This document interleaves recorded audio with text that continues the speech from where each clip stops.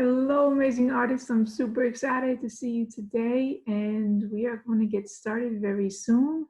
Remember, today we are going to be working on the backgrounds of our self-portraits. Just a little reminder here with our artist Frida Kahlo that we've been talking about and thinking about our backgrounds. So my friends, as we always get started with class, we will start our affirmation. Remember, you can say it with me or you can repeat after me. It's up to you. We have our really cool tool right here, and let's get started. My heart is open. My ideas matter. I am an amazing artist. I am loved.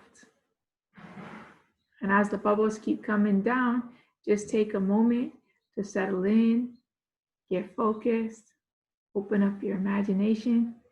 I know we're going to be ready for a lot of amazing creativity today. A few more breaths.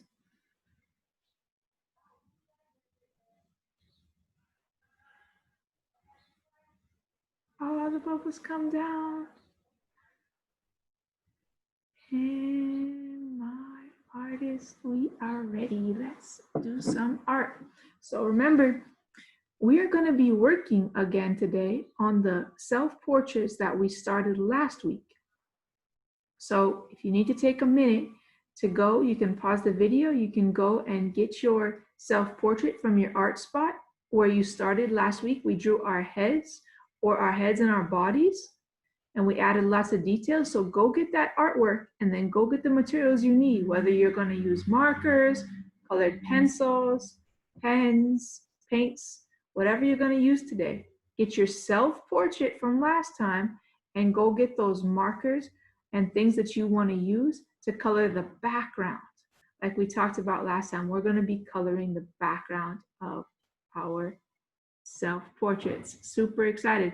We're going to get inspired again by looking at some of the artwork of Frida Kahlo and seeing what she puts in her backgrounds. All right, artists, so now you have your self-portraits in front of you. I'm going to use this one from Frida Kahlo as an example, and we're going to talk about what we're adding today. So if you see this one right here from Frida Kahlo, last week we drew this part right here, right? We drew our faces, our heads, maybe even part of our body. We added lots of details. We'd be sure that we looked at our eyes, our eyebrows, ears, hair, all these important things. And we even talked about what kind of clothes we were wearing. And we added details in our clothing. Okay, so now today we're thinking about the background. The background is here where you see these monkeys, and it's also here where you see these leaves. It's all the area behind where you see her picture. So maybe what I'll do is I'll change the color here. So all this area where the monkey is, all this area behind the picture of the person is the background. So for your backgrounds, I want you to think about what's important to you, okay? We've been talking a lot about that, about the things that are important to us. We've been talking about that when we looked at the celebrations. We've been talking about that when we talked about where we were born and what's important to us and our families. So those are all really, really cool things that we've been talking about this year. Now, I want you to add some of those things to your background. I saw one student, he was already thinking about his background because football was important to him. So he wanted to do some things about football in the background of his drawing. That would be great. So let's think about those things. I'm going to stop sharing my screen here. And I want you to spend a lot of time adding details and thinking about what is behind you in the background of your portrait. Now, there might be things that make you happy. There might be things that make you feel excited, maybe sad, because we also learned that Frida Kahlo, when she was in pain, Sometimes she expressed her pain in her paintings. And sometimes using paintings to express our pain, it's okay. It's something that helps us get the pain out of our bodies and onto our paper.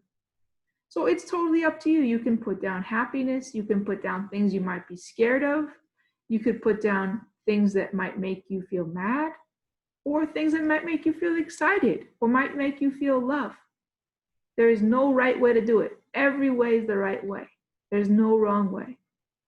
So just enjoy, have fun, use your beautiful imaginations, and try your best. When you finish, remember, put it on Seesaw so I can take a look at it, and then keep it tucked away in your art spot, nice and safe.